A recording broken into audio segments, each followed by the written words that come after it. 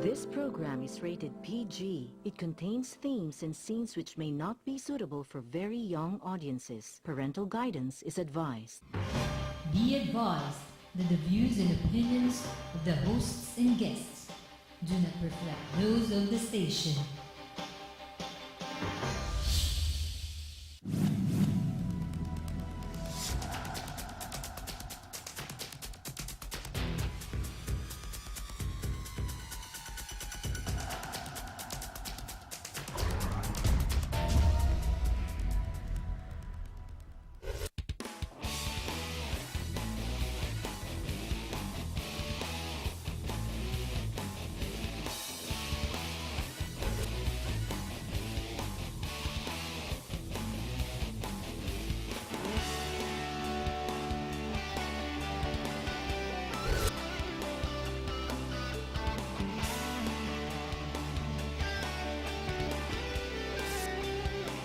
You are what you watch.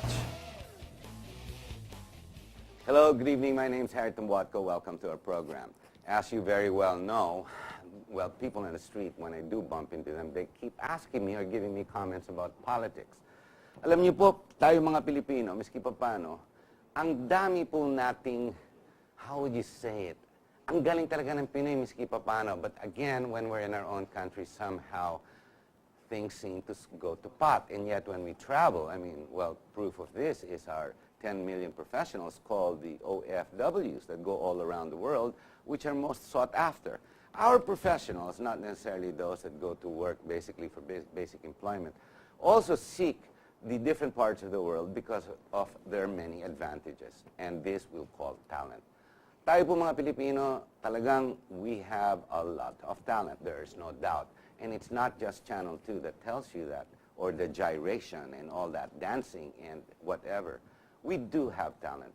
And I'd like to focus, take advantage of this show tonight to talk about specific talents that we have here in the country, which is really innate. Ang Pilipino po, marami po.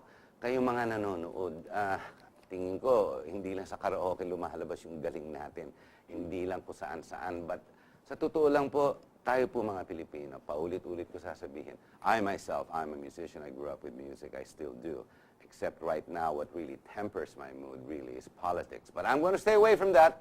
Not tonight, no political moves, no criticism. We will talk about our country. We'll talk about the good news. We'll talk about people who actually go out of their way, out of their advocacies, sometimes even out of their pockets, to promote a culture, promote a music, promote dance if necessary, basically to promote art. Tonight we're going to talk about the MMCO. That would stand for the Metro Manila Concert Orchestra. See, I said that correctly. Iba po yan, hindi Philharmonic yan po. Ito po is another group that is born out to promote classical and all kinds of other art. With us, we have from the extreme left, we've got Ms. Chingay Diaz Lagdameo, who's the Executive Director and Trustee of the MMCO. Then we have right next to her, we have Ms. Laling Tambunting Ordonez. You've seen her in my show many, many times. She's Vice President and Trustee of the MMCO. And my schoolmate, wow, Ian's back. We've got Boysie, Villavicencio, Chairman and President. I hope you don't mind that, Boysie. Huh? Oh, not at all. I mean, as I told you earlier, you're still so many years younger than I am. Congratulations for being in the show, and congratulations for your upcoming events. Walang tigil, tuloy-tuloy to. I see you have a lot of things that are coming on. You've got the concert season, which is about to kick off, correct? If I may say so, unahin ko po ito. August 9. Well, tapos na yan. On August 15, at the Assumption in Antipolo, correct? Yes. We have that one coming up. We have August 23, Schumann in A minor. Okay, we've got featuring Jose, that's Archie Artemio Panginiban. Ito po ay ang anak ni Supreme Court Justice Artemio Panginiban. Pero hindi po siya abogado, abogada siya. Pero actually, musikero, pianista, concert pianist, and at the same time, believe it or not, a financial whiz who actually, it's actually his profession, correct me if I'm wrong, that's what you told me. Yes. Then on September, we have the the Oblates of St. Francis in Batangas, correct? Yes, yes. It's Oblates of St. Joseph. Oblates of St. Joseph, okay. On October 4, we've got the music under construction, correct? Right. Construction as in Tagalog. November, we have the MMCO tour in Bacolod, Dumaguete, and more so. Tell us about the MMCO. Let's start with Chingay, the history. Well, the history started June in the year 2000. We are a 14 years old orchestra, and the conductor and founder of the orchestra was then President Dr. Patricia Liquanan of Miriam Liquanan, College, Tessie Serrano, who was the music director of the Music Center of Miriam, and the famous violinist Coke Bolipata, who was a faculty member of the Music Center. Coke actually suggested, why not form an orchestra from different parts of Metro Manila? And when that was approved by Dr. Liquanan, several hundreds really, students auditioned. And out of that, about 50 were selected. And they became the Metro Manila Community Orchestra. Community. Ngayon, Yes. pinalitan na ginawa niyong concert orchestra. Yes, because for the last, on its 12th year, the orchestra had already grown. It had been trained continuously by Chino Toledo, and they had grown towards becoming not just a training orchestra, or an orchestra that would train talented musicians, but we had already performed 12 concert seasons. And the musicians themselves felt that they moved beyond community and decided... How large is it, the orchestra? It has a core membership of about 50 members. When we perform for a concert season, that can extend to 55, sometimes 60, depending on the program that is being performed. And the program that is performed, you buy these programs because ang daming arrangements yan, ano? I can imagine arrangement for 50 plus instruments. I mean, what a headache just to put together. Well, there are concertos that are really designed for that size, that big size, and it's undersized when you play, let's say, a Mozart concerto. And Chino's programming really includes Filipino classics, the classics dating back from Mozart to today's contemporary music. So it's very flexible, and it does also perform popular classics. So we do Broadway, we do the equivalent of the Beatles, Oh, I and see. we do a lot of popular classics. It reminds me of the Boston Philharmonic. It does a lot of Something modern, similar. old, touch of Yes, jazz. yes. Right, Uh, right. Even And local. today it's really attempting to touch base with as many and varied an audience as possible. Boysie, mission and vision, your objectives. Why put this up? Okay. When I joined MMCO, I was thinking it would be nice if eventually the artists, meaning to say the musicians themselves, will run MMCO. Ang hirap ng mga musikero to manage themselves. That's the Well, hardest thing. no, Artists are weird, basically. No, Musicians no, are no. weird. Not the artists of MMCO. And not disciplined. Of course. Oh, I'm impressed. 100%. Even classical musicians are not, so to speak. Yeah. As we've seen in many movies, they brought out in many books. I mean, even in jazz, in pop, we have a lot of.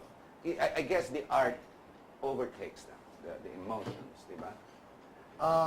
Well, I suppose, yes, that's correct. But again, in a Philippine scene, the artist will have to learn how to fend for themselves. And I think You're there to keep them rooted. and what's so nice about it is that we're starting. Like in the board of MMCO, now we have our conductor sitting in our board. So now we know exactly what it is that they want. We eventually would wish to be able to have the artists be members of our board so they can decide on the direction of what they wish the orchestra to take. There is no one more knowledgeable than the musician himself. Laling, you got involved in this, considering you work with one of the biggest law, if not the biggest, second to the biggest law firm in the country. And then you're you're the first, yes. And then you also are part of a very strong advocacy with the Seroptimists. Optimist. You still find time with the concert orchestra. This is my new advocacy. Why? I was very attracted to this. It was Chingay who invited me to get involved here. And I saw the potential of this orchestra. It's a young orchestra, and we'd like it to be innovative and to set, and right now we are geared to setting the pace in music. Profit naman to, hindi naman non-profit to. Or It's is a it? non, it's a It's a non-profit. So you're really doing it for two reasons. One, for the musicians, Yes. to promote them, to bring out the talent. Sure. And two, to promote what the local music industry, not necessarily, because you do Broadway as well.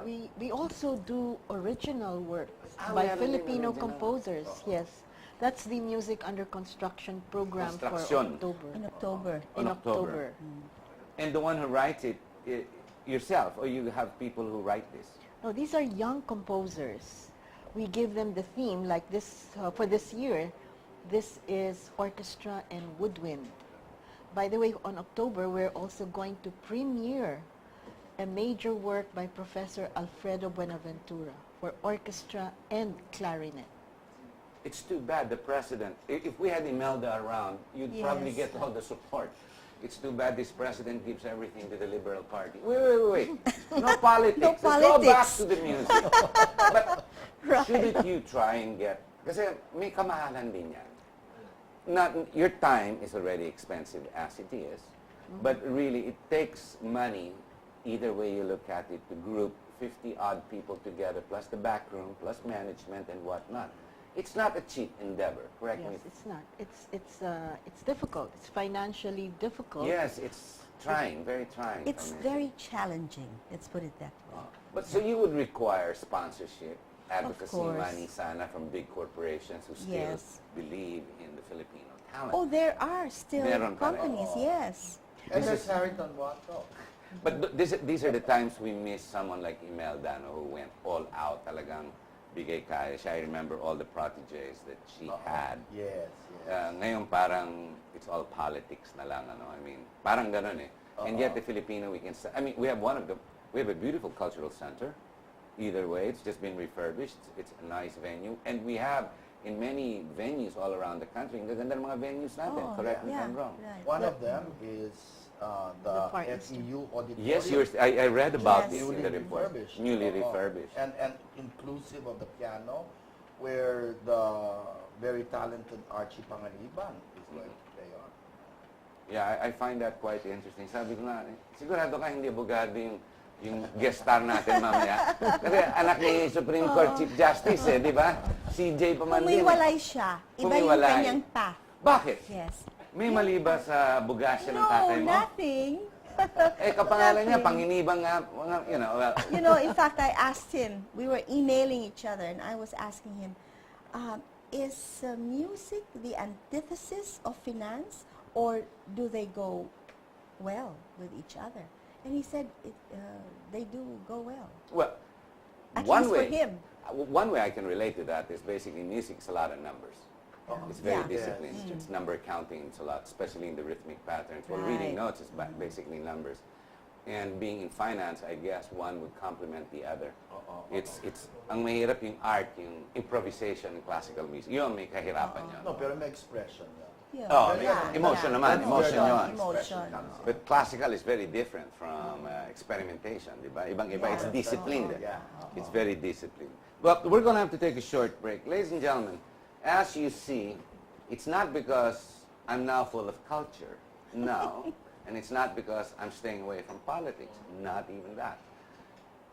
Sometimes, from time to time, we have to take time out to promote what we have that is innate. Tayo po mga Pilipino. Meron naman tayong kakayanan, miski pa paano. I was taught music. All of us were taught music in early grade school. In fact, that was a requirement all throughout grade school.